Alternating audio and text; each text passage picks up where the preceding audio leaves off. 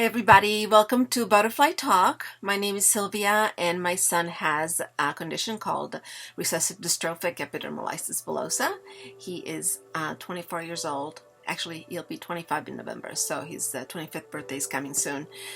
I wanted to give first a little update on my son. A lot of people asked. So we've had issues with his G-tube quite a bit this past year. Ever since he got his new tube in late April, it started bleeding, having the same issues that we had 2 years ago. And so we were so scared. Nicky was actually contemplating. It was so bad. It was like almost like a crime scene every time he tried to eat anything. There was so much acid. And we tried different things and nothing worked until his dad started giving him something called omeprazole. And almost overnight, it made a huge difference. And so he went from contemplating just closing the hole and just try to eat by mouth and see how that goes, to just, hey, all the issues are gone. So... And it's funny because he needs so many medications. I recently ran out of one of my medications and I didn't even notice because we have over 25 medications that I pick up between my son and my husband's. And so I have two. I have my thyroid medication, then I have my antidepressant, and that's all I have. And I ran out of my thyroid medication and I didn't realize it, and then it's just a mess. But anyway, I just finally got it again and I can breathe now because a lot of women have this issue. Both my sisters have this issue. My mom and her sister, which was my aunt, had this issue. And you need the medication, otherwise I get jittery, you must start losing hair, and it's just a mess. But anyway, so as far as Nicky goes and his G-tube, that's all fixed. So we added the omeprazole to the list of medications that he takes. And then we also had the issue of his knee being dislocated. We found out that the doctor said that it takes 6 weeks for the knee to reset, wherever we put it. So he most likely dislocated it earlier this year, like January. And so they said right now it's too late. It's already set in a new place. So we would need to re-break it and put it back in the same place. Now, Nicky doesn't know if he wants to do that because... why go through all that pain, surgery and everything? He can't even walk anyways. What's the point, And so we're kind of put it in the back burner at the moment just because we're waiting for the van to come in. I ordered this new power chair.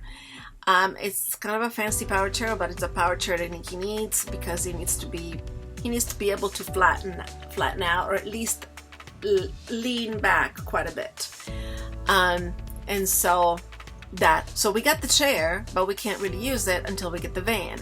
Now, my ex-husband, Nicky's dad, he's been researching vans and they're so expensive, but he finally found a company that buys them brand new, already modified, because normally when you buy a van, then you need to modify it so that it's wheelchair accessible. But these are already come modified, and so anyway, they're getting a shipment in hopefully before the end of the month, I'm hoping. So then I can make all these appointments to see the ortho guy, to see what we're gonna do about this knee, and also about his pain. Although right now the pain is sort of subsided, so we're not too concerned. And my phone is ringing. Let me. There it goes. Okay, sorry about that. So for the pain medication, the pain has subsided, but we still want to see it. But as soon as we get the van, we'll take him, because right now Nicky can't really transfer. For me to take him to his dad's, it's a process. I have to use a special. We have an old power chair that we've had, and the great thing about it is that the arms go all the way up. So I take it all the way to the car. He normally spends this whole day in it, by the way. Take him to the car, and then I have this thing that I got where I put it under his butt and then I move it, so it moves it to the bed, to the car seat, by the way. Takes forever. And then in the morning is the same. In the morning, for him to go from his bed to his power chair, he has to be underneath like a blanket of some sort, and then I have to drag him to the chair, and then he can kind of move and sort of just position himself. It's hard. But we're waiting for this van to come in, so that means we can take him to all the doctor's offices we can. So right now, we're waiting to get an appointment with the orthopedic guy for the knee, and then for the pain, and then he wants to go ahead and do the hand surgeries. And then he's now telling me, he told me that last night, that he needs a new throat dilatation. And then, of course, the other doctor told me I need to get an appointment with the kidney doctor. So there's so much going on right now, but I'm happy we found omeprazole. We have had Nicky's loving the Tramslicone, which is a steroid cream, 0.1 and 0.5 depending. The 0.1 we put on any wound. The 0.5 we put on the nastiest nasty that they don't want to heal. And we've actually had great success with that. So if you can get your doctor to prescribe it, it's great.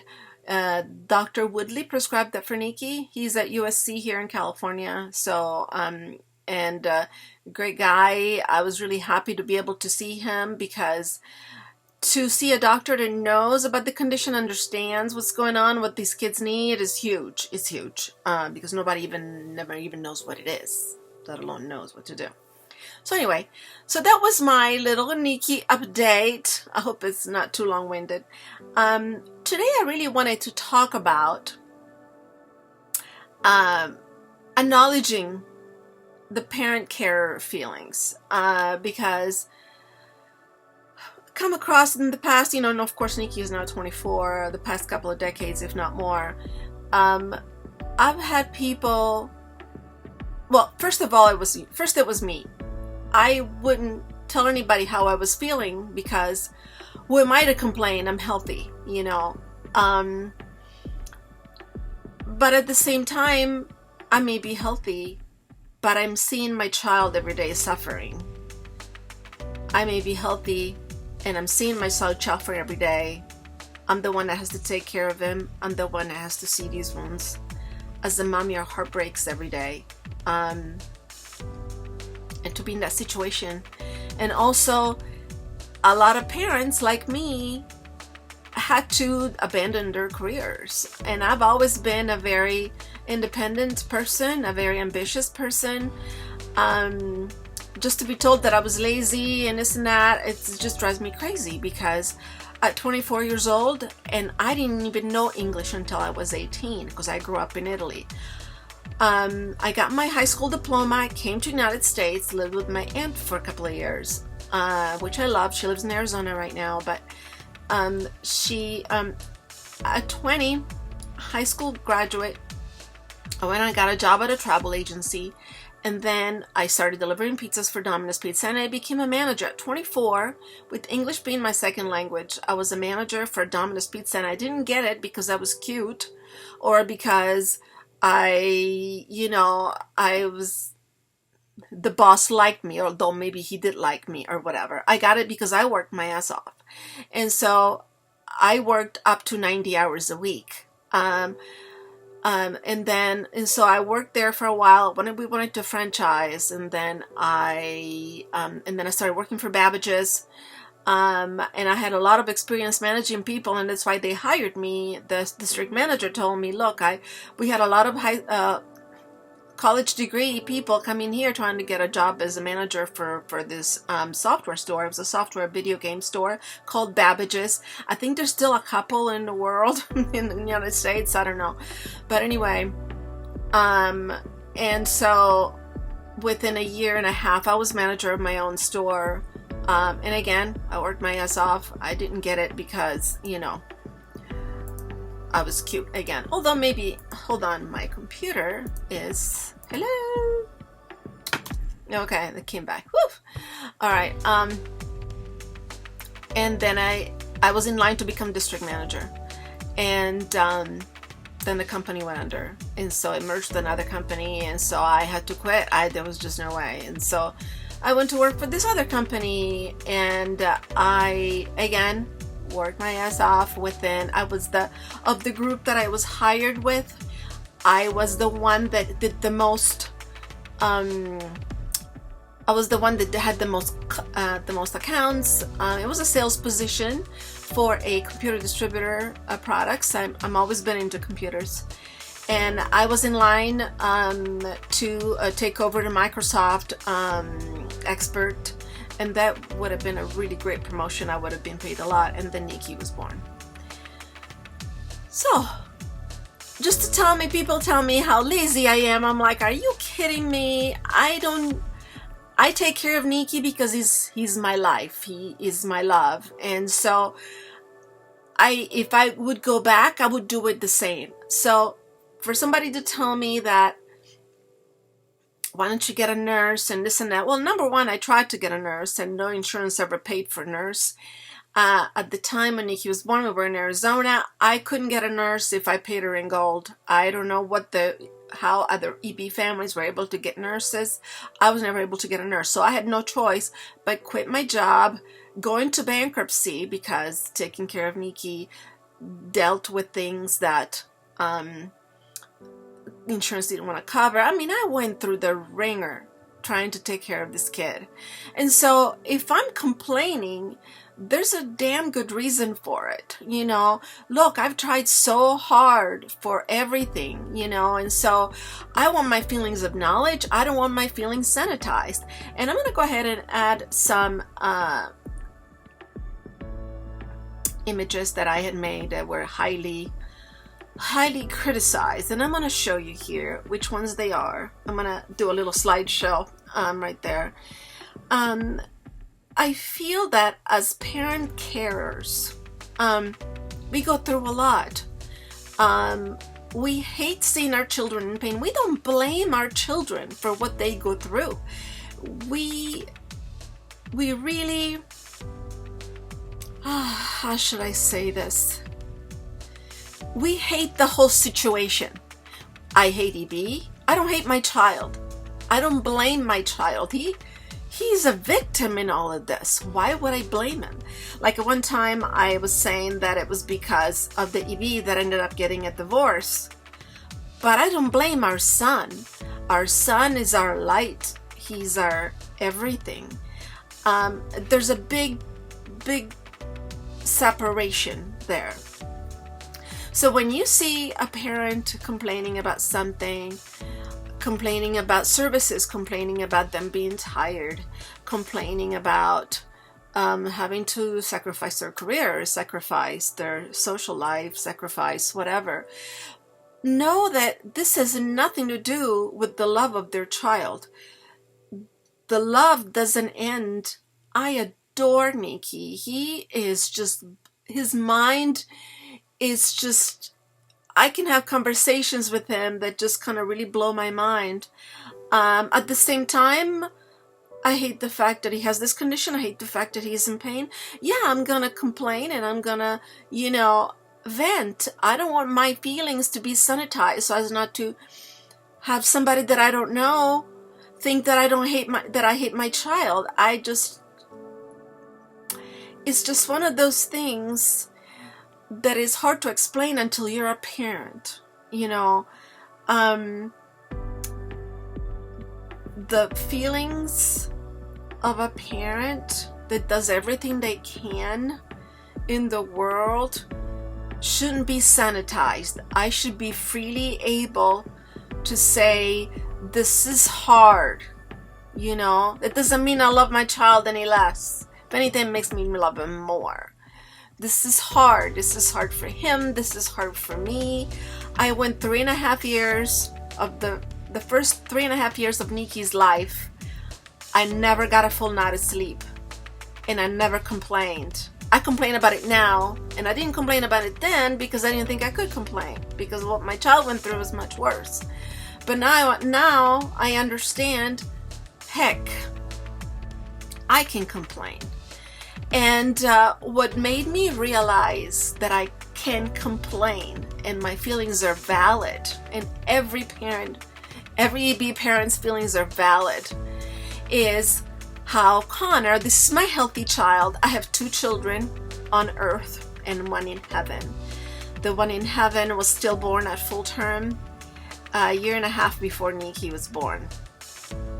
Then I had Nicky, and after that I got a divorce when Nicky was about 2.5, maybe 3-ish. And then I got back together with the first love of my life, which is Greg, which I met when I was 20, and I just madly in love with him. And I found him on the internet, and we started talking. He was newly divorced, and so fate put us back together. And so at this time, we were in our late 30s. I'm like, let's have a baby. My chance to have a healthy baby, right? That doesn't make me love Nicky any less, having a healthy baby. But I wanted to have a baby, a healthy baby boy, all my life. I don't know why I was so obsessed with boys. I would have loved a daughter anyway, but just the fact that me and the love of my life, having a healthy boy together. My husband has a daughter with from his previous wife, so just to have the son together that we've always wanted, it's magical and special to us. So Connor got a lot of attention. And he knew from day one that there was somebody in the house, namely Nicky, who was different, you know. And I'll never forget, he was 5-6 years old. He would come up to me and say, "Mama, let me do this for you. I know you're tired. You just took care of Nicky." You know, for him to see that at that age, it just kind of makes me teary-eyed just thinking about it. And to this day, Connor is one of those kids that he will always do things for me. I come home, Zoom, he comes, "Did you get any groceries? Don't need me to pick up anything." And right now, he's been scared of learning how to drive. And he just turned 18 and was like, "That's it, Mom. I'm going to go ahead and get my driver's license so I can drive myself to school every day so you don't have to wake up early. I feel so bad." I mean, Connor is just the most compassionate, and it just blows my mind. And why? And he's the one that made me realize that I'm tired because Nicky woke up 3-4 times last night, and he understands. Nicky understands. Nicky feels bad. Nicky, when he wakes up in the morning, is like, "Mom, I'm so sorry. I'm so sorry. I know, you know, you came in and you were like a zombie." And I'm like, "No, that's okay. You only call me when you need me. I run, I jump out of bed because I know you need me." So, for all those who like to criticize parent carers, parent nurses, whatever you want to call them, especially EB moms, it's because those are my buddies, that we shouldn't compare, that our children go through worse. Look, this is a team effort. We go through a lot. Yes, my child goes through a lot. But I'm the one that has to feed him. I'm the one that has to change the bandages. I'm the one that has to do it. I'm the one that has no life. So forgive me for wanting to complain sometimes. It doesn't make me love my son any less. I'm so grateful he's still alive and with us, because so many of his peers have already passed. And so anyway, that's my spill for today. Thank you for making me vent. And I will keep everyone posted on Nicky. If you want to follow me on Instagram, my handle is EBMom, EBMOM. I post there. I try to post there every day, all kinds of things. I try to post on Facebook as well, but Facebook right now has me on Facebook jail for posting some stuff a year and a half ago. All of a sudden they decided that went against their guidelines. Okay, if you saw what I posted, you'd be laughing because I don't post any nudity. I'm not the one that shows her ass. I just don't. I'm not the one that posts political stuff. You'll never see me calling anybody of any politician or anybody names. I'm not that person. I am just not that person. And I don't post anything regarding violence. You know, I'm just not like that. So if you saw what Facebook, so they didn't like, now I'm thinking anything I post might just come off, right? So anyway, I will post the links underneath anyways. Yeah, so my screensaver came back on. I hate when that happens. I don't know how to get it off. Anyway, so I wish everybody, I see, there you go. Oh, here we go. Yay, I came back. So I wish everybody a happy weekend. Today's Friday, September 10th. Tomorrow is a big day, anniversary, 20th anniversary of September 11th. Do you remember where you were September 11th? I sure do. Nicky remembers that day. Connor wasn't born yet. I hope everybody a good Remembrance Day, and namaste. Have a good day. I'll see you next time. Mwah.